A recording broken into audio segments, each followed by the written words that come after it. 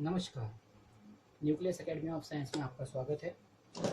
आज हम देखेंगे रोटेशनल डायनामिक का सबसे last video, that is a conservation of angular momentum. ये अपना लास्ट टॉपिक है और इसके साथ हम कुछ फॉर्मूले देखेंगे और कुछ न्यूमेरिकल करेंगे।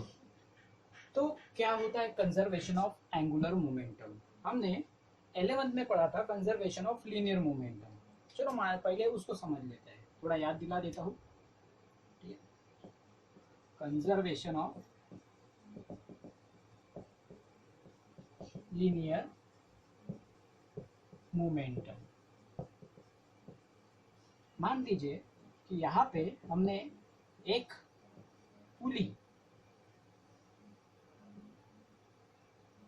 हमने यहाँ पे इस तरीके से फिट की है किसी रिजिड सपोर्ट के साथ, और यहाँ पे हमने एक वेट अप्लाई किया है और इधर से भी हमने एक वेट अप्लाई किया। तो ये जो पुली है, ये अगर ये वेट ज़्यादा होगा तो ये इस तरीके से रोटेट करेंगी, इस तरीके से रोटेट करेंगी। अगर ये वेट ज़्यादा होगा तो इस तरीके से रोटेट करेंगी। ओके, मतलब ये पुली क्या कर रही है? लीनियर मोमेंटम परफॉर्म कर रही है। क्या कर रही है? Linear momentum. तो ये इसका जो लीनियर मोमेंटम रहेगा, वो लीनियर मोमेंटम क्या रहेगा? P is equal to mass into velocity. ठीक है, P is equal to mass into velocity. ये इसका लीनियर मोमेंटम रहेगा। अब बात करते हैं इसके कंजर्वेशन की। मतलब यहाँ पे मान लो कि ये सिस्टम है। ओके, ये सिस्टम है। चलो दूसरा एग्जांपल लेते हैं। ठीक है, लीनियर मोमेंटम के लिए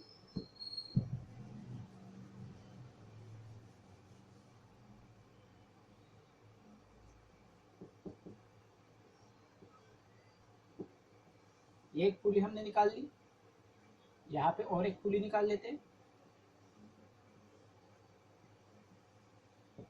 और यहाँ पे और एक पुली निकाल लेते हैं।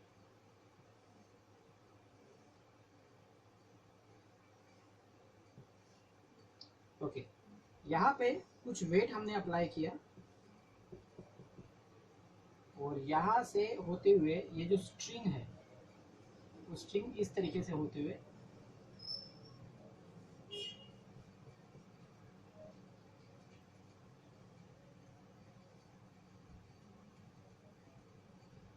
यहाँ पे ये पुली फिट है।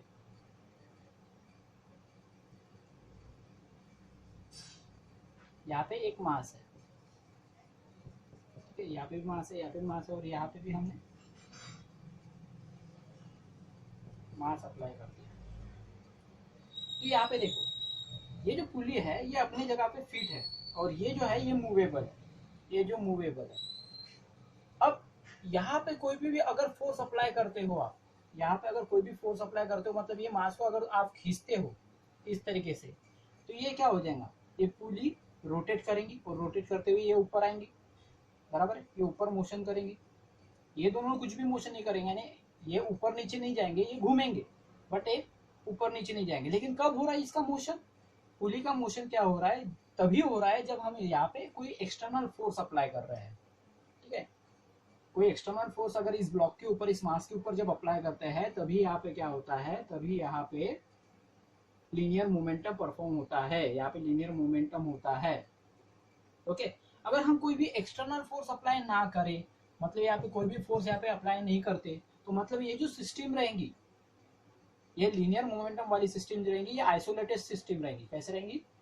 Isolated. Linear momentum is in isolated system if external force is not applied. अगर एक्सटर्नल फोर्स आप अप्लाई नहीं करते हो तो ये आइसोलेटेड सिस्टम में रहेंगी, ये एज इट इज रहेंगी।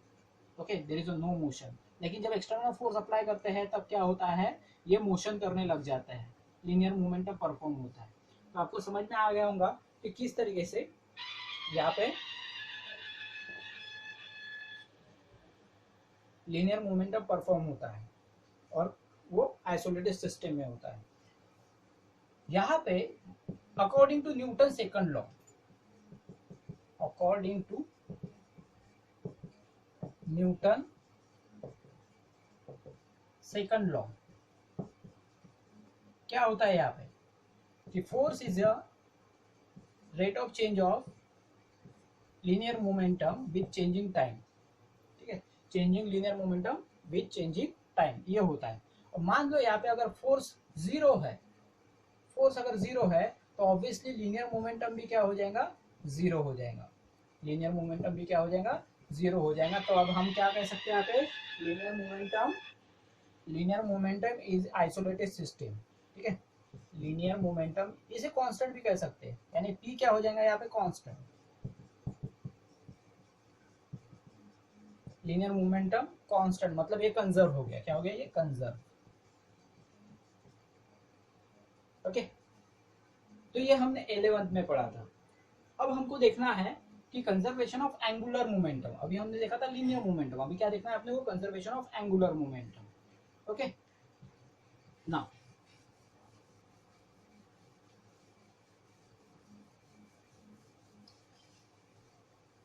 हमने इसके पहले क्या किया था, हमने इसके पहले एंगुलर मोमेंटम के दो फॉर्मूले देखे थे। एक फॉर्मूला देखा था हमने एंगुलर मोमेंटम का,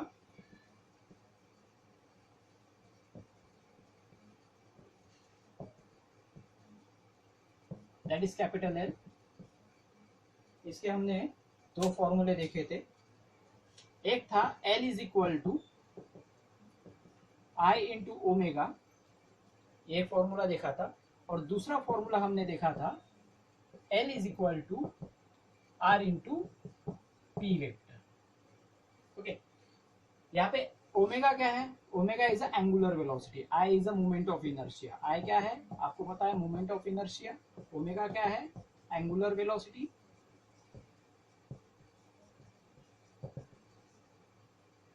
are is a radius vector और पोजीशन वेक्टर, रेडियस वेक्टर और पोजीशन वेक्टर भी कह सकते हैं इसे। और P is a linear momentum, that is mass into velocity, इसका फॉर्मूला है। और ये है linear momentum, linear momentum. Okay, तो ये दो फॉर्मूले देखे थे। अब दोनों फॉर्मूले कब कब अप्लाई होते हैं, किस तरीके से अप्लाई होते हैं। मान लो कि कोई एक डिस्क है, ओके, इसको मैं समझा देता हूँ। मान लो कोई एक डिस्क है या फिर कोई अर्थ है, ये है डिस्क, या फिर ले सकते हो आप अर्थ। ओके, ये जो डिस्क है इस तरीके से रोटेट कर रही है, ओके, इस तरीके से रोटेट कर रही है, या फिर इस तरीके से, जैसे भी रोटेट कर रही है, इस तरीके से रोटेट कर रही हो, तो उस समय इसका एंगुलर मोमेंटम रहेगा L equal to I into omega. इसका एंगुलर मोमेंटम क्या रहेगा, इसका एंगुलर मोमेंटम रहेगा L equal to I into omega, मतलब इसके एंगुलर वेलोसिटी रहेंगी ओमेगा, इसके एंगुलर वेलोसिटी ओमेगा। ये जो डिस्क घूम रही है ये एंगुलर वेलोसिटी ओमेगा के तरीके से घूम रही है, ये डिस्क है। अब मान लीजिए अर्थ ले लीजिए, earth is rotating about its axis, ठीक है। अर्थ घूम रहा है यहाँ पे, ये अर्थ है, अर्थ घूम रहा है यहाँ पे इस तरीके से।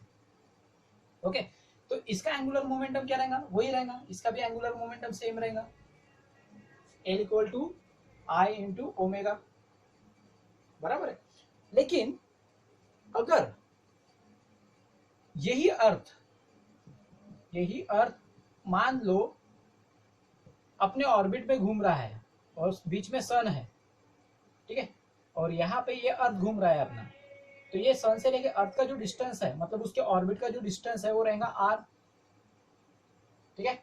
और ये अर्थ क्या कर रहा है, लीनियर मोशन परफॉर्म कर रहा है, मतलब यहाँ पे पी लीनियर मोमेंटम परफॉर्म कर रहा है, linear motion linear momentum perform कर रहा है, और वहां से सेंटर तक का जो डिस्टेंस रहेगा वो रहेगा आर। तो जब भी इस तरीके से रोटेट करेगा कोई भी ऑब्जेक्ट, कोई पॉइंट मास बोलो या कोई ऑब्जेक्ट बोलो, इस तरीके से रोटेट करेगा और सेंटर से उसका डिस्टेंस सपोज आर रहेगा, तो उस समय ये वाला फॉर्मूला यूटिलाइज करना है आपको। जैसे कि सन अर्थ जो है, ये अर्थ जो है वो सन के सराउंडिंग में घूम रहा है, सपोज ऐसा। या फिर कोई स्टोन है, ठीक है, कोई स्टोन है, स्टोन तो नहीं ले सकते, ठीक है, यही वाला लेंगे क्योंकि ये लीनियर मूवमेंट परफॉर्म करता है, स्टोन नहीं करेगा, ठीक है। तो इस तरीके से क्योंकि अर्थ खुद भी तो घूमता है ना, खुद भी तो घूमता है। तो इस तरीके से अगर घूमता है तो वो लीनियर मोमेंटम परफॉर्म करता है और सन के सराउंडिंग में भी घूमता है, इसका मतलब एंगुलर मोमेंटम परफॉर्म करता है। उस समय उसका फॉर्मूला रहेगा R into P vector, R into P vector इसका फॉर्मूला रहेगा। नाउ अब इन दोनों फॉर्मूले को अपने को देखना है किस तरीके से कंजर्व होता है करके, ठीक है, किस तरीके से कंजर्व होता है। तो आप इसे नोट डाउन कर लीजिए, मैं आगे का बताता हूँ आपको। तो ये दो फॉर्मूले हमने एंगुलर मोमेंटम के इसके पहले वाले वीडियो में हमने देखे थे। ओके, नाउ अब देखना है कि भाई क्या होता है अगर इनिशियल एंगुलर मोमेंटम, मान लो ये एल आई है, initial angular momentum equal to final angular momentum is equal to constant है। मतलब क्या हो गया कि एंगुलर मोमेंटम कंजर्व हो गया, एंगुलर मोमेंटम कंजर्व हो गया। ओके, नाउ अब इसके दो पार्ट्स देखेंगे। पहले हमने क्या देखा, लीनियर मोमेंटम में, लीनियर मोमेंटम में क्या होता है और एंगुलर मोमेंटम में क्या होता है।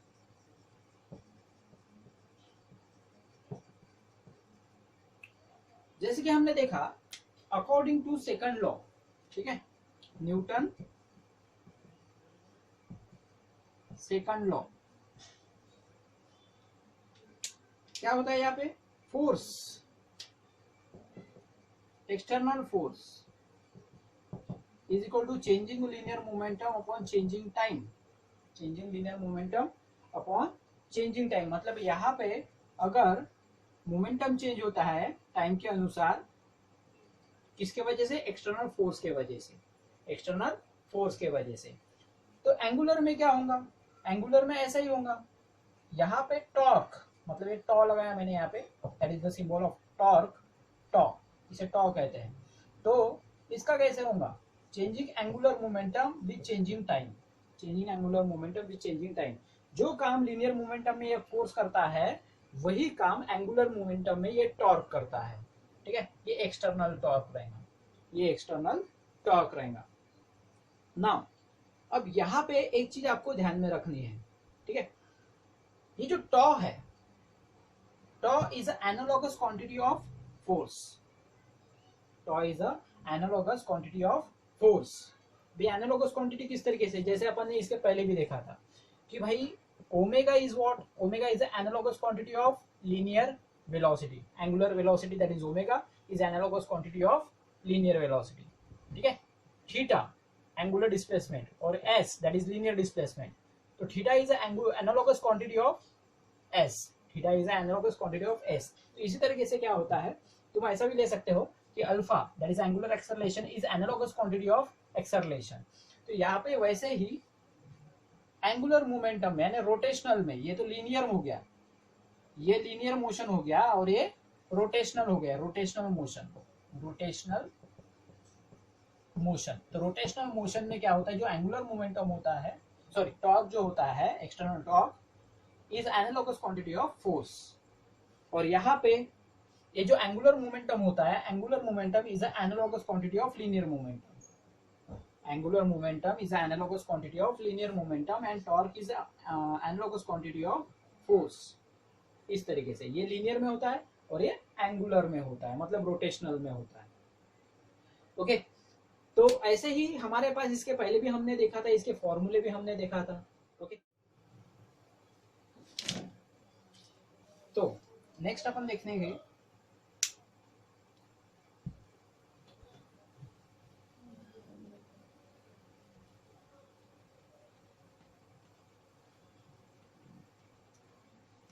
कि भाई किस तरीके से एंगुलर मोमेंटम कंजर्व होता है, ठीक है, कंजर्वेशन ऑफ एंगुलर मोमेंटम। जैसे कि मैंने अभी बताया था कि टॉर्क जो होता है, एक्सटर्नल टॉर्क, वो एनालॉगस क्वांटिटी है फोर्स का, जैसे अपन लीनियर मोमेंटम में देखते हैं और एंगुलर मोमेंटम में देखते हैं, तो मैंने अभी बताया। तो यहाँ पे अगर हम लेते हैं कि भाई एंगुलर मोमेंटम, कोई ऑब्जेक्ट है जो इस तरीके से सेंटर से कुछ दूरी पे रोटेट कर रहा है, इस तरीके से खुद भी घूम रहा है, तो इसका पोजीशन जो रहेगा, डिस्टेंस जो रहेगा दैट इज द आर, और इसका लीनियर मोमेंटम रहेगा P.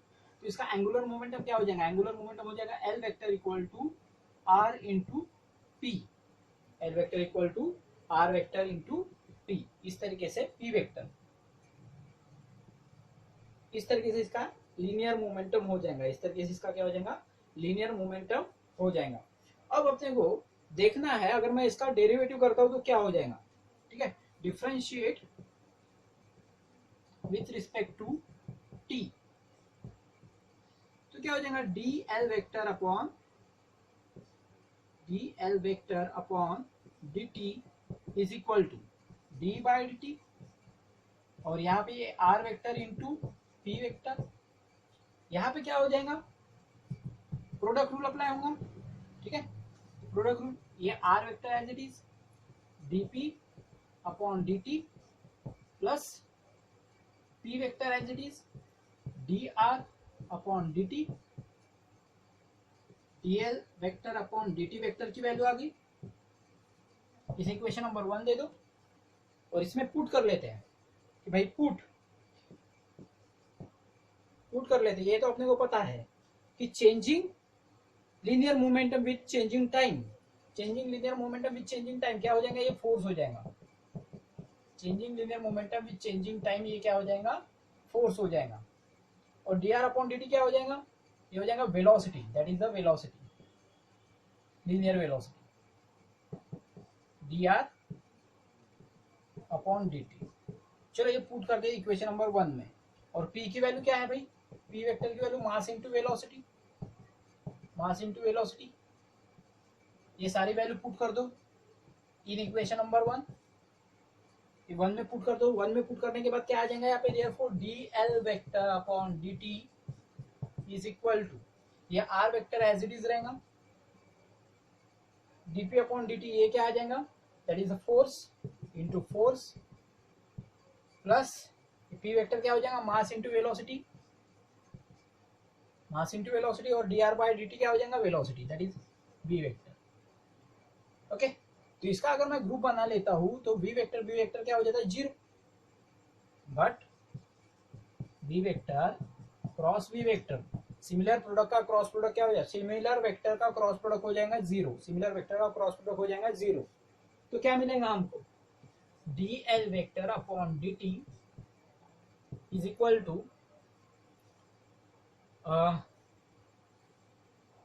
Are vector into force, यहां पे एज इट इज रहेगा, और ये हो जाएगा 0, ये हो जाएगा 0। ओके, तो बचेगा क्या हमारे पास, D L vector upon D T is equal to are vector into F, R vector into F, ये बचेगा। ओके, तो यहां पे जैसे कि मैंने बताया था कि ये किसकी वैल्यू है, rate of change of changing angular momentum with time, but torque की वैल्यू है, ये किसकी वैल्यू है, torque, D l upon D T. Okay, मान लो कि एक्सटर्नल टॉर्क जो है, एक्सटर्नल टॉर्क जो है इस ऑब्जेक्ट के ऊपर मान लो 0 है, एक्सटर्नल टॉर्क 0 है, एक्सटर्नल टॉर्क 0 होने की वजह से क्या हो जाएगा, बट सपोज ऐसे लिखेंगे, suppose external torque equal to 0, external torque 0 हो गया तो क्या हो जाएगा, एक्सटर्नल टॉर्क 0 हो गया तो क्या हो जाएगा, ये हो जाएगा यहाँ पे कि d l upon D T is equal to 0, d l upon D t equal to 0 हो जाएगा, D l upon D t equal to 0, मतलब क्या हो जाएगा, मतलब यहाँ पे हो जाएगा L इक्वल टू कॉन्स्टेंट, मतलब ये हो गया कंजर्व, ये क्या हो गया, कंजर्व हो गया। तो इसी को अपन क्या कहेंगे, कंजर्वेशन ऑफ एंगुलर मोमेंटम, क्या कहेंगे इसे, कंजर्वेशन ऑफ एंगुलर मोमेंटम। इसके कई सारे एग्जांपल है, कैसे होता है भाई कंजर्वेशन ऑफ एंगुलर मोमेंटम, इसके एग्जांपल क्या है कंजर्वेशन ऑफ एंगुलर मोमेंटम के, कि भाई कोई अगर बैलेट डांसर है, बैलेट डांसर अगर किसी रोटेटिंग टेबल पे है तो एक एग्जांपल रहेगा ballet dancer on rotating table. और diving in the swimming pool, और उसके बाद acrobatic in circus, acrobatic in circus, ये एग्जांपल्स है, इसके एग्जांपल दे सकते हैं। तो कुछ एक्सप्लेनेशन भी करना पड़ेगा कि मान लो, अब कुछ इसके एक्सप्लेनेशन समझ लेते हैं कुछ एग्जांपल के ऊपर से। ये तो आपको समझ में आ गया किस तरीके से सॉल्व करना पड़ता है करके।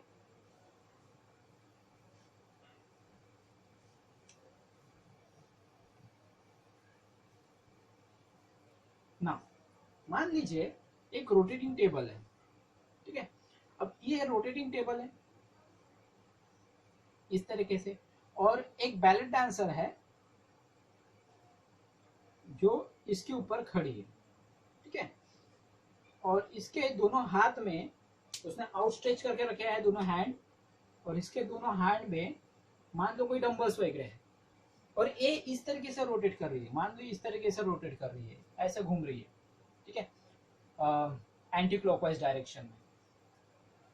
तो उस समय यहाँ पे क्या होगा, उस समय उसका एंगुलर मूवमेंट है, इसका मूवमेंट ऑफ इनर्शिया इंक्रीज है, यानी इसका मूवमेंट ऑफ इनर्शिया ज्यादा है। यहाँ पे उसने आउटस्ट्रेच करके रखा है तो मूवमेंट ऑफ इनर्शिया ज्यादा है, ठीक है। तो यहाँ पे क्या लिखेंगे, मूवमेंट ऑफ इनर्शिया मैक्सिमम है या फिर increases, increases, movement of inertia increase हो गया तो इसका एंगुलर मोमेंटम क्या हो जाएगा, ठीक है। इसका एंगुलर वेलोसिटी क्या हो जाएंगे, एंगुलर वेलोसिटी क्या हो जाएंगी, ये डिक्रीज हो जाएंगी, यानी इसकी जो स्पीड है वो स्पीड कम हो जाएंगी, इसके एंगुलर वेलोसिटी जो है वो एंगुलर वेलोसिटी क्या हो जाएंगी, कम हो जाएंगी। ये क्या हो जाएगा इस तरीके से, ठीक है। एंगुलर वेलोसिटी क्या हो जाएंगी, इसकी कम हो जाएंगी, और इसकी फ्रीक्वेंसी भी क्या हो जाएंगी, कम हो जाएंगी, फ्रीक्वेंसी भी डिक्रीज हो जाएंगी, इसकी फ्रीक्वेंसी क्या हो जाएंगी, फ्रीक्वेंसी भी डिक्रीज हो जाएंगी, ओके। इसकी फ्रीक्वेंसी भी क्या हो जाएंगी, डिक्रीज हो जाएंगे, क्योंकि अपने को पता है l is equal to I into omega. अगर मैं यहाँ पे ओमेगा की वैल्यू पुट कर देता हूँ, that is what is the omega, omega is equal to 2 pi N, omega is equal to 2 pi N put कर दो यहाँ पे, तो L is equal to I into 2 pi N, बराबर।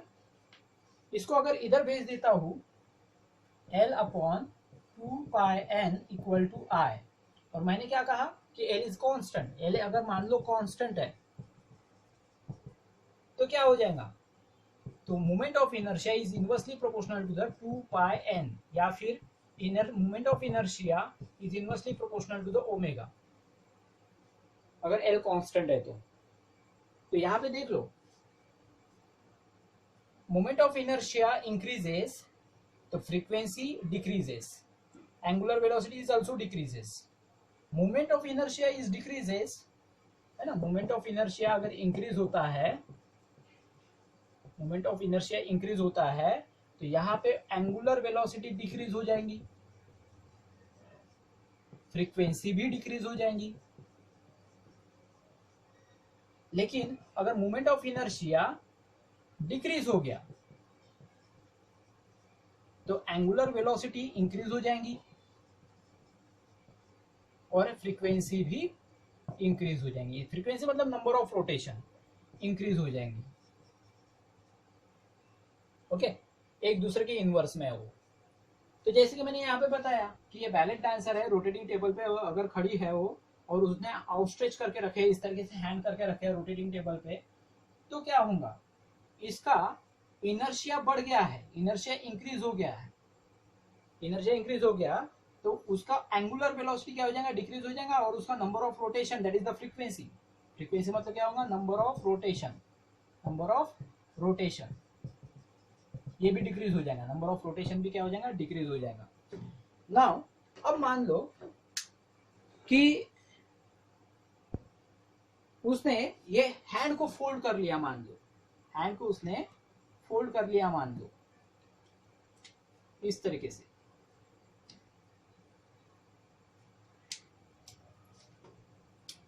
यहाँ पे इसके डंबल्स है, डंबल्स उसने नजदीक ले लिए, तो उसने हैंड को फोल्ड कर दिया, तो हैंड को फोल्ड करने के बाद क्या हो जाएगा, उसका मोमेंट ऑफ इनर्शिया क्या हो गया, डिक्रीज हो गया, उसका मोमेंट ऑफ इनर्शिया क्या हो गया, डिक्रीज हो गया।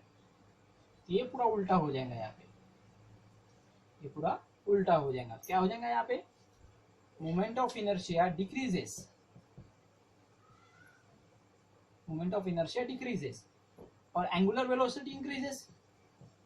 अपने आप ही उसकी वेलोसिटी क्या हो जाएंगी, इंक्रीज हो जाएंगी। आप ये एक्सपेरिमेंट कर सकते हो, अगर रोटेटिंग टेबल है आपके पास तो आप ये एक्सपेरिमेंट कर सकते हो, या फिर किसी गार्डन में रहता है ये रोटेटिंग टेबल जो एक्सरसाइज करने के लिए रहता है, उसके ऊपर अगर आप एक्सपेरिमेंट करो तो आपको पता चल जाएगा। तो मोमेंट ऑफ इनर्शिया डिक्रीज हो गया तो उसका एंगुलर वेलोसिटी इंक्रीज हो जाएगा, मतलब उसके नंबर ऑफ रोटेशन बढ़ जाएंगे, ये भी इंक्रीज हो जाएगा फ्रीक्वेंसी। ओके, तो इस तरीके से आपको समझ में आ गया होगा। अब बात करते हैं, मान लीजिए कि कोई बंदा है जो पर्टिकुलर हाइट से, एक हाइट से डाइव कर रहा है स्विमिंग पूल के अंदर, ठीक है, डाइविंग इन अ स्विमिंग पूल। तो ये भी कंजर्वेशन ऑफ एंगुलर मोमेंटम का एग्जांपल है। इसमें भी अपने को देखना पड़ेगा कि मान लो ये एक स्विमिंग पूल है, ये एक स्विमिंग पूल है और यहाँ पे कोई बंदा है जो इस बोर्ड से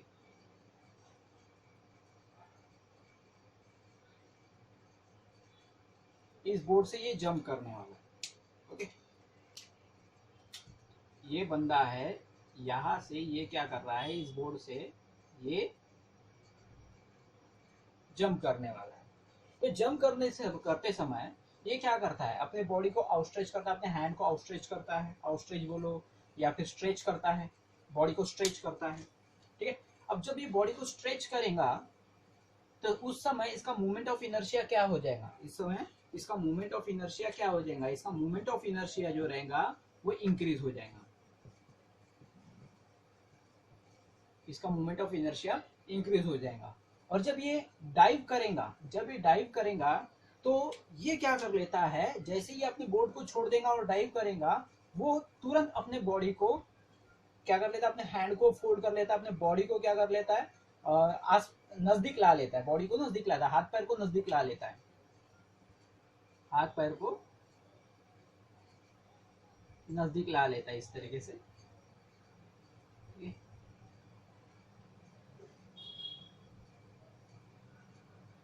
हाथ पैर को नजदीक ला लेता है। क्यों, मतलब इसने क्या कर दिया, इसने कर दिया मोमेंट ऑफ इनर्शिया डिक्रीज।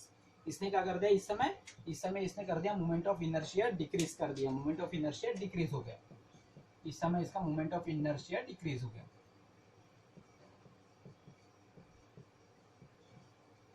जैसे ये बोर्ड को छोड़ेगा, यहाँ से जंप करेगा तो अपने हाथ और पैर को फोल्ड कर लेगा, ताकि मोमेंट ऑफ इनर्शिया उसने डिक्रीज कर लिया है। क्यों, क्योंकि वो हवा में ज्यादा रोटेशन करे, क्योंकि हवा में उसका रोटेशन ज्यादा रोटेशन वो ले पाए एयर में, ठीक है। इसका मतलब क्या हो गया, इसका फ्रीक्वेंसी इंक्रीज हो जाएंगी, इसकी फ्रीक्वेंसी क्या हो जाएंगी, इंक्रीज हो जाएंगी, इसकी फ्रीक्वेंसी जो है ये इंक्रीज हो जाएंगी। ओके, और जैसे ही यहाँ पे नंबर ऑफ रोटेशन इसके ज्यादा हो जाएंगे इन एयर, ठीक है। और जैसे ही ये पानी के अंदर जाएगा तो पानी के अंदर जाते समय ये क्या करेगा, खुद को फिर से स्ट्रेच कर लेगा, खुद के बॉडी को फिर से स्ट्रेच कर लेगा, ओके, ताकि वो स्मूथ तरीके से पानी में एंटर हो सके, ठीक है। तो उस समय उसका मोमेंट ऑफ इनर्शिया इंक्रीज हो गया तो ऑब्वियसली उसकी फ्रीक्वेंसी कम हो जाएंगी और एंटर कर पाएगा पानी में, ओके। तो इस तरीके से ये moment of inertia, sorry angular momentum जो है, कंजर्वेशन ऑफ एंगुलर मोमेंटम, उसके ऊपर ये भी एग्जांपल लागू होता है। आप इसको भी एक्सप्लेन करके लिख सकते हैं ना। अब इसके ऊपर हम कुछ फॉर्मूलेज देखेंगे।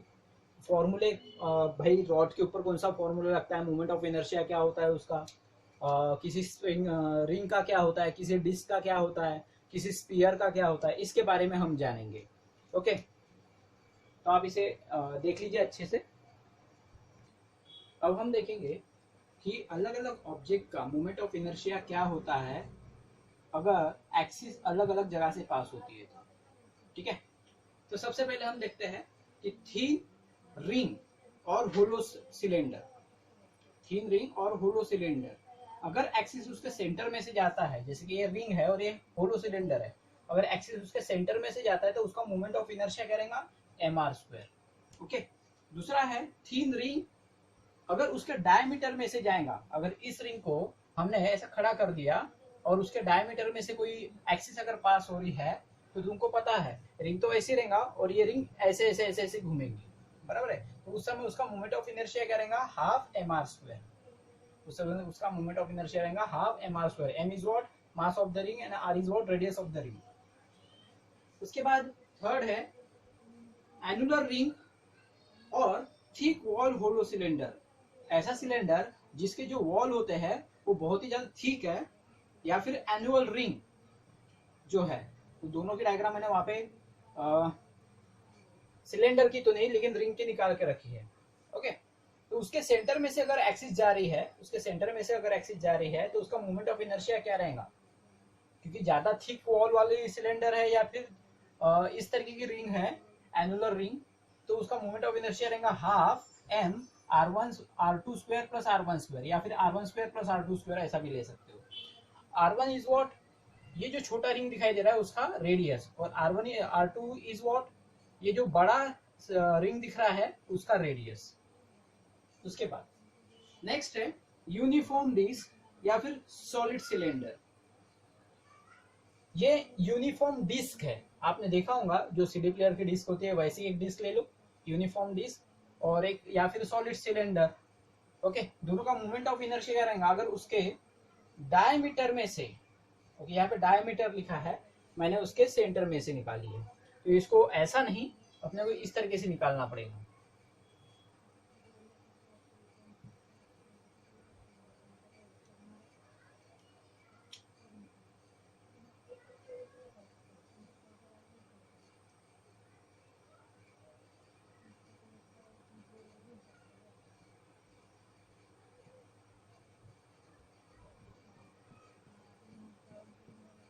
इस तरीके से निकालना पड़ेगा।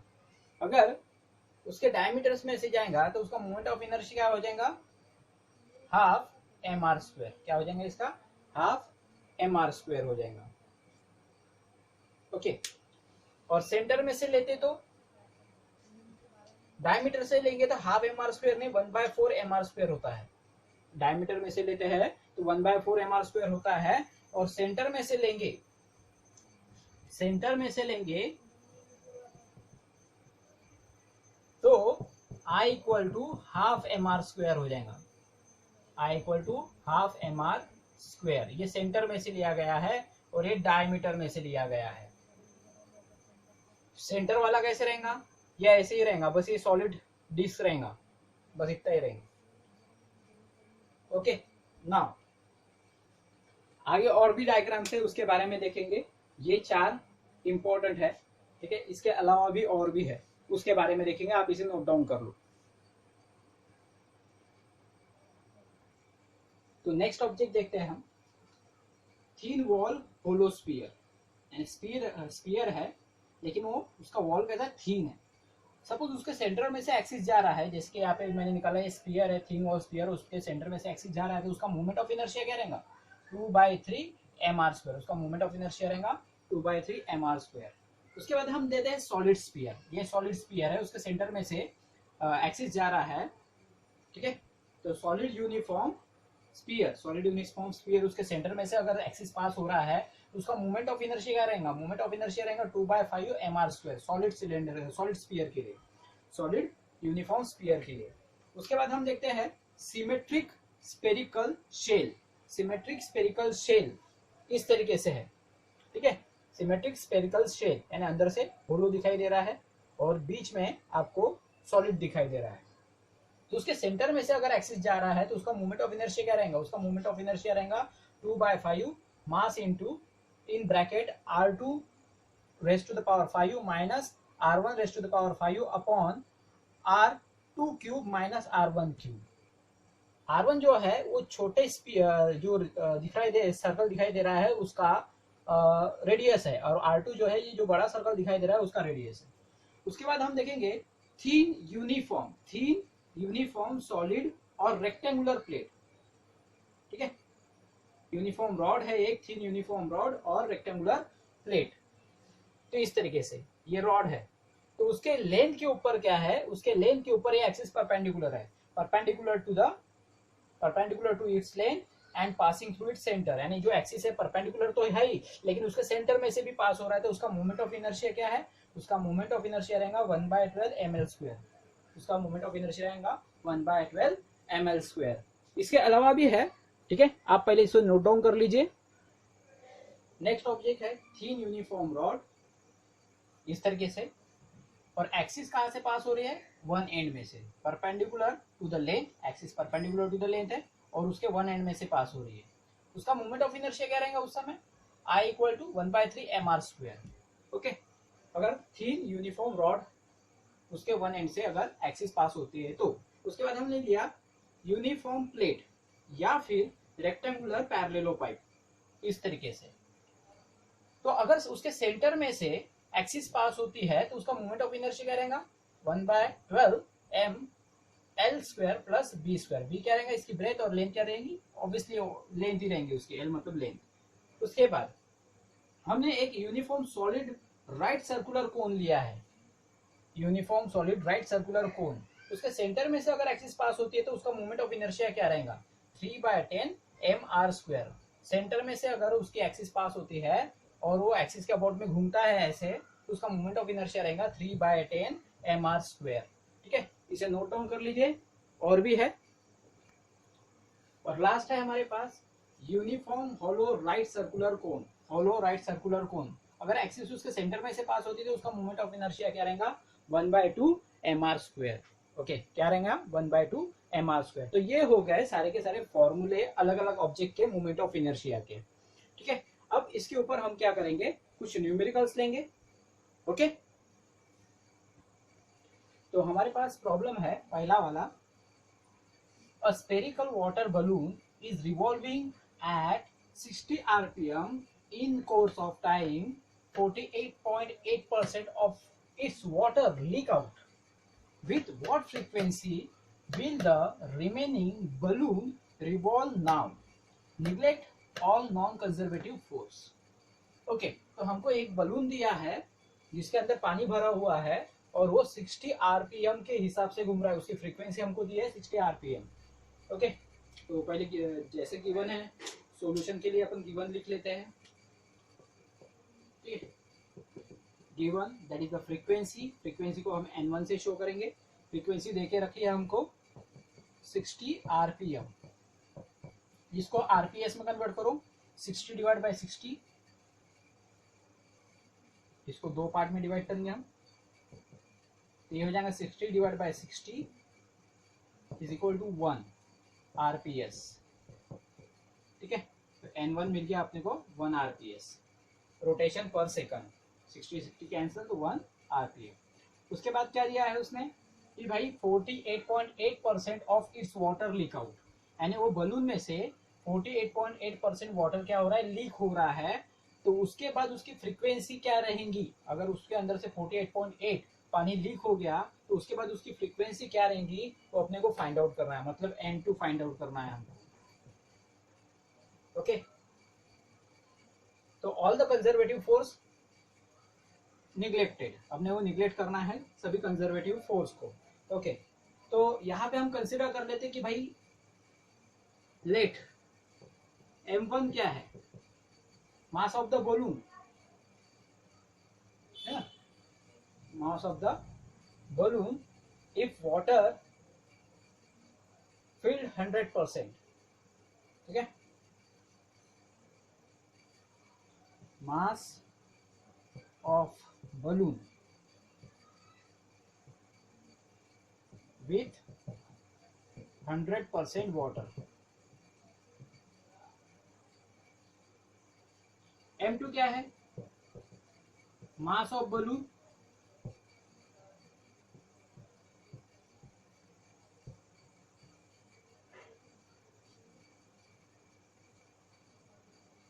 with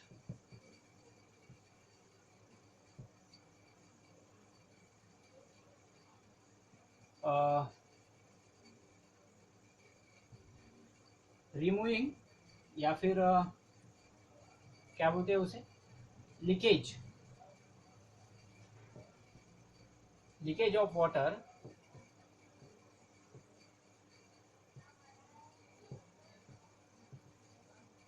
48.8%। ओके, चलो ठीक है। नाउ अब हम देखते हैं कि भाई V1 क्या रहेगा। V1 with volume, V1 with volume of balloon with 100% water. ठीक है,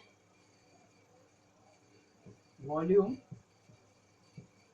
विथ 100% वाटर। ओके, और V2 क्या रहेगा, V2 रहेगा volume with leakage, leaks. Okay, now अब अपने को करना क्या है भाई, सबसे पहले इसके मास का रेशियो ले लेते हैं। नाउ m1/m2 इसके मास का रेशियो लेंगे तो उसके वॉल्यूम का भी रेशियो आ जाएगा, mass equal to volume V1/V2। और वॉल्यूम का फॉर्मूला क्या है, R1³/R2³। उसके रेडियस का क्यूब तो होल क्यूब ले लेता हूँ, दोनों का क्यूब रहेगा तो उसका होल क्यूब ले लेता हूँ। ओके, तो इसका क्यूब रूट लूंगा तो क्यूब रूट लेने के बाद क्या आ जाएगा, क्यूब रूट लेने के बाद आ जाएगा यहाँ पे that is R1, therefore R1/R2 मैंने क्यूब रूट ले लिया तो यहाँ पे आ गया m1/m2 rays to the power 1/3। इसे 1 दे दिया मैंने ना। अब इसके बाद क्या करूंगा, इसके बाद मैं इसकी वैल्यू निकाल लेता हूँ m1/m2 की। नाउ m1/m2 मास कितना था 100% और इसका मास 100 माइनस 48.8% इसका कम हो गया। ठीक है, तो इसको जब सॉल्व करोगे तो what will get 100 divide by 51.2, 100 divide by 51.2। और इसको सॉल्व करोगे तो सॉल्व करने के बाद क्या आंसर आएगा इसका, m1/m2 इज इक्वल टू 1/0.512। ये इसका आंसर आएगा। ओके, अब इसका क्यूब रूट लेते हैं, है ना, क्या लेते हैं, क्यूब रूट।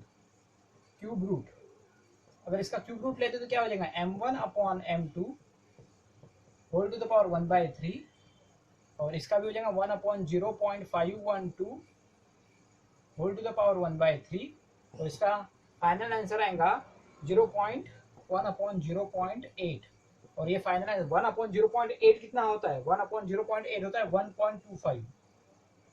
तो m1/m2 whole to the power 1/3 का आंसर कितना मिला, 1.25। ओके, लेकिन अपने को ये थोड़ी निकालना था, अपने को ये थोड़ी निकालना था, अपने को निकालना था फ्रीक्वेंसी, n2 की वैल्यू निकालना है, इसकी वैल्यू निकालना है n2 की। तो जो भी गिवन है उसको मैं मिटा देता हूँ, n1 की वैल्यू ध्यान में रखना 1 है। ओके,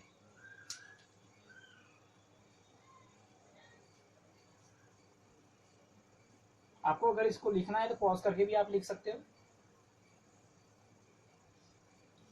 नेक्स्ट जो रहेगा हमारे पास, नाउ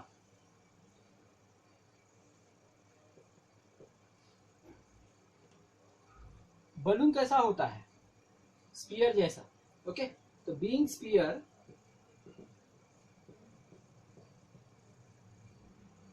अब स्पीयर का मोमेंट ऑफ इनर्शिया क्या रहेगा, ठीक है, moment of inertia of spear,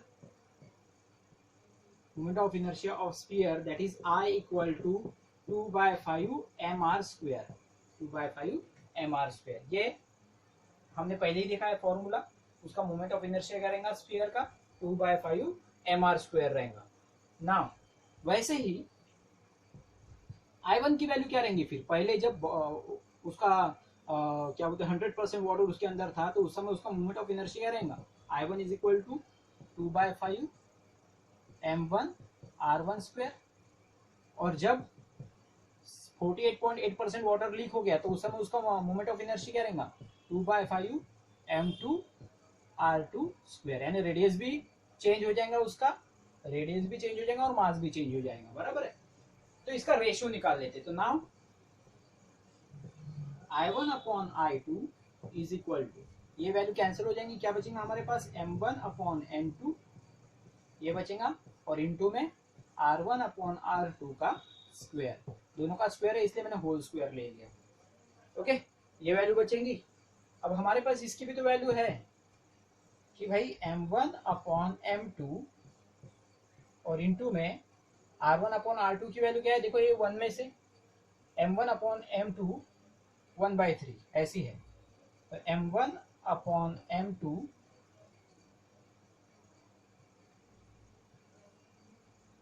1/3 का होल स्क्वायर, का होल स्क्वायर। तो क्या हो गया, इसको कैलकुलेट करने के बाद क्या हो गया, I1 upon I2 is equal to m1 upon m2 2/3। क्या आंसर आ गया इसका, 2/3। ओके सॉरी, इसका पास 1 भी तो है तो इसका क्रॉस मल्टीप्लिकेशन करोगे, 2/3 प्लस 1, 2/3 प्लस 1 क्या हो जाएगा 5/3, क्या हो जाएगा 5/3। टोटल कैलकुलेशन करोगे तो 5/3 आंसर आ जाएगा। अब इसके बाद अपने को पता है according to law of conservation of momentum, angular momentum, उसके अकॉर्डिंग अपने को फॉर्मूला लेना है, ठीक है। तो इसको मिटा देता हूं मैं,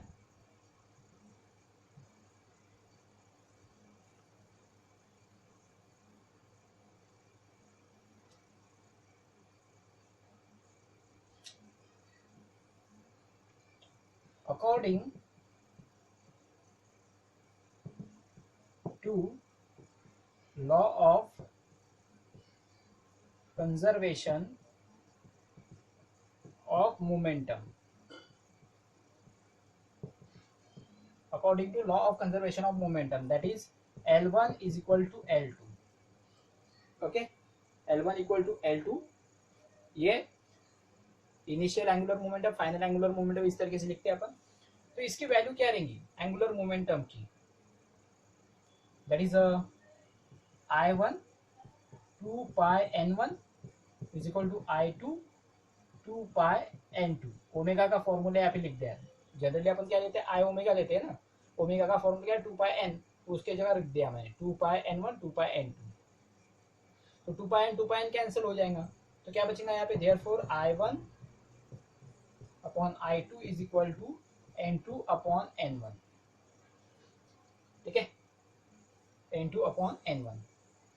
तो you know that the value of n1 is 1, okay, और I1 अपॉन I2 की वैल्यू क्या है, that is m1 upon m2 5/3, m1 upon m2 5/3, okay. तो क्या बचेगा I1 अपॉन I2 की जगह मैं ले लूंगा यहाँ पे m1 upon m2 raise to the power 5/3, और यहाँ पे n2 बचेगा क्योंकि n1 की वैल्यू क्या है 1, क्योंकि यहाँ पे सिंस करके लिख दो n1 equal to 1 rps। Now अब वैल्यू पुट करेंगे, m1 अपॉन m2 1/3 की वैल्यू क्या आई थी, m1 अपॉन m2 1/3 की वैल्यू क्या आई थी, उसके बारे में अपने को लिखना है, ओके। इसको ऐसा लिखेंगे m1 अपॉन m2 1/3 और ये बाहर में 5 इज इक्वल टू n2, तो देयरफॉर n2 इक्वल टू इसकी वैल्यू कितनी थी 1.25 raise to the power 5, 1.25 raise to the power 5, इसका आंसर कितना हो जाएगा, इसका आंसर हो जाएगा 3.052 rps, ये हो जाएगा n2 का वैल्यू। तो आप प्रॉपर तरीके से अगर कैलकुलेट करते हो तो आपका आंसर आ जाता है। ओके, तो आपको प्रॉपर तरीके से इस न्यूमेरिकल को समझना है। बड़ा न्यूमेरिकल है, ज्यादा मार्क्स के लिए पूछा जाता है। देखते हैं नेक्स्ट न्यूमेरिकल। ओके, तो नेक्स्ट प्रॉब्लम हमारे पास है, a ceiling fan having moment of inertia 2 kg metre square attains its maximum frequency of 120 rpm in the 2 pi second, calculate its power rating। तो जो गिवन है उसके अकॉर्डिंग लिख लेते हैं। तो हमारे पास क्या गिवन है, मोमेंट ऑफ इनर्शिया गिवन है 2 kg मीटर स्क्वायर। उसके बाद हमारे पास फ्रीक्वेंसी दिया है दैट इज 120 आरपीएम। इसको आरपीएस में कन्वर्ट करेंगे, 120 divide by 60 that is 2 RPS. RPS यहाँ पे 2 आ जाएगा आरपीएस। और अपने को टाइम देके रखा है, time that is 2 pi. Okay, अब इसके ऊपर से इनिशियल एंगुलर वेलोसिटी जो अपने को दी है 0 दी है, और फाइनल एंगुलर वेलोसिटी क्या आएंगे, फाइनल एंगुलर वेलोसिटी का formula 2 pi N. Formula put करेंगे 2 पाई इंटू एन की value 2 that is 4 pi red पर सेकंड। ओके, ये हो गई एंगुलर वेलोसिटी। अब इसके बाद अपने को निकालना है एक्सेलरेशन। एक्सेलरेशन की जरूरत पड़ेगी। क्या होता है acceleration, changing angular velocity that is maximum final angular velocity minus initial angular velocity upon time. Okay, omega की वैल्यू कितनी है 4 पाई, और ओमेगा नॉट की 0 that is initial angular velocity upon time. Time कितना दिया है भाई 2 पाई। ओके, 2 पाई दिया है, तो यहाँ पे क्या बचेगा 4 pi upon 2 pi that is pi pi cancel, 2 1 2 2 that is 2 red पर सेकंड स्क्वायर।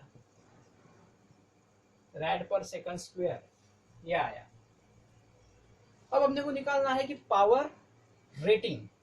तो पावर निकालने के लिए क्या फॉर्मूला रहेगा, that is the applying torque, torque into angular velocity. और टॉर्क क्या होता है I into alpha into angular velocity. और इसकी वैल्यू पुट करेंगे, आई की वैल्यू कितनी है भाई 2, सॉरी ये है 2 इंटू अल्फा की वैल्यू कितनी है 2, और ओमेगा की वैल्यू कितनी है भाई, ओमेगा की वैल्यू है, हाँ ये ओमेगा की वैल्यू है 4 पाई। तो कितना हो जाएगा 4 2 8, 8 2 16, 16 पाई, 16 पाई। और पाई की वैल्यू अगर यहाँ पे लेते हैं वैट, तो पाई की वैल्यू कितनी हो जाएंगी भाई, पुट करेंगे तो लगभग 50 इतना आएगा। तो मैं यहाँ पे लिख देता हूँ power is equal to 16 pi is equal to 50 watt. Okay okay, तो नेक्स्ट न्यूमेरिकल है हमारे पास, a torque of 400 newton metre acting on a body of mass 40 kg produces an angular acceleration of 20 rad per second square. Calculate the moment of inertia and radius of gyration of the body। तो हमको क्या क्या given है यहाँ पे, given है हमको torque, ठीक है, गिवन है हमको यहाँ पे टॉर्क कितना है 400 न्यूटन मीटर।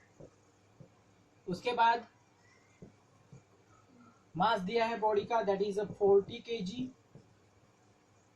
और प्रोड्यूसेस एंगुलर एक्सेलरेशन 20 रैड पर सेकंड स्क्वायर। एंगुलर एक्सेलरेशन कितना प्रोड्यूस कर रहा है 20 रैड पर सेकंड स्क्वायर। ओके, कैलकुलेट करना है moment of inertia that is आई, और रेडियस ऑफ जायरेशन मतलब के। ये दो चीजें अपने को निकालना है। तो सबसे पहले यहाँ पे अपने को निकालना पड़ेगा आई की वैल्यू, ठीक है, जब तक आई नहीं निकलेगा तब तक कुछ भी नहीं निकलेगा। ओके, तो सबसे पहले अपन निकाल लेते हैं यहाँ पे आई। तो वी नो दैट अपने को एक पता है, ये नहीं लिखा तो भी चलता है, that is I equal to sorry torque equal to I into alpha. Okay, तो आई की वैल्यू क्या हो जाएगी, so I is equal to torque upon alpha. इसकी वैल्यू पुट कर देंगे, टॉर्क की कितनी है भाई 400, और अल्फा की कितनी है भाई 20, 0 0 कैंसल 20।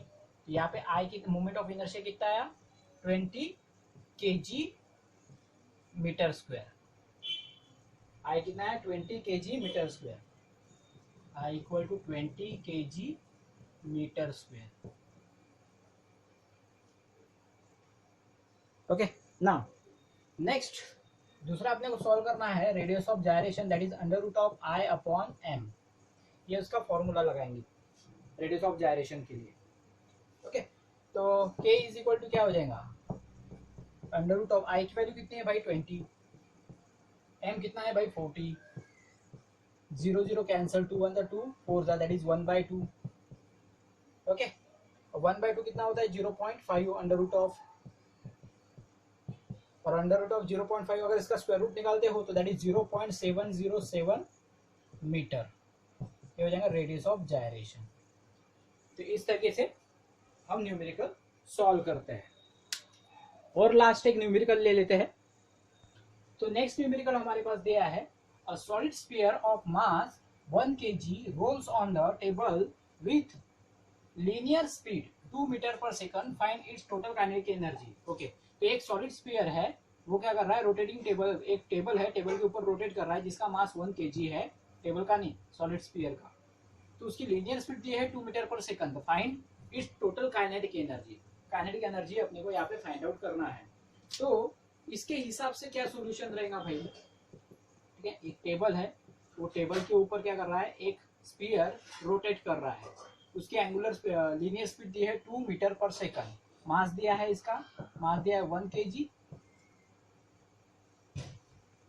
1 kg, लीनियर वेलोसिटी दी है 2 मीटर पर सेकंड, और टोटल काइनेटिक एनर्जी अपने को निकालना है। टोटल काइनेटिक एनर्जी हमको इसकी फाइंड आउट करना है। ओके तो हमारे पास फॉर्मूला क्या रहेगा टोटल काइनेटिक एनर्जी के लिए। तो फॉर्मूला रहेगा हमारे पास टोटल काइनेटिक एनर्जी के लिए, हाफ टोटल काइनेटिक एनर्जी है। ओके तो half mv² in bracket 1 plus k² upon r²। हमने ये टोटल काइनेटिक एनर्जी के लिए फॉर्मूला निकाला था। तो सबसे पहले अपने को k की वैल्यू पता रहना चाहिए ना। तो k की वैल्यू क्या रहेंगी भाई, k अपने को फाइंड आउट करना है। तो k² is equal for the sphere, for the solid sphere,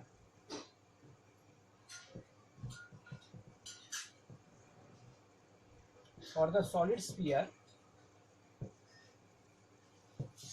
k² equal to क्या रहेगा, k² इक्वल टू 2/5 r² होता है। For the solid sphere k² equal to 2/5 r² होता है। ये पुट कर दो यहाँ पे, इसमें इस फॉर्मूले में पुट कर दो। तो total kinetic energy equal to half mv² in bracket 1 plus k की वैल्यू 2/5 r² अपॉन r²।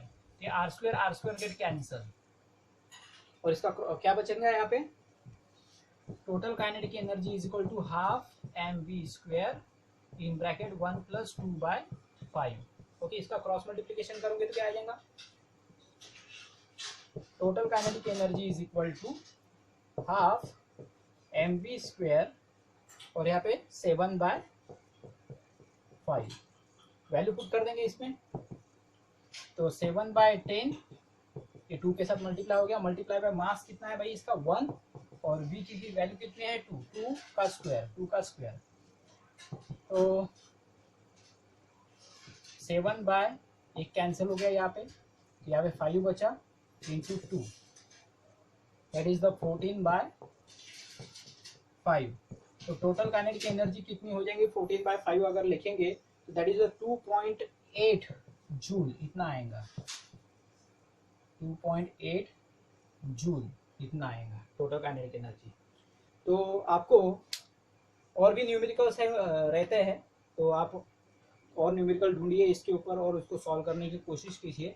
अगर आपको कुछ डाउट आता है तो वो डाउट आप कमेंट्स में लिखिए, मैं उसको सॉल्व कर लेता हूँ।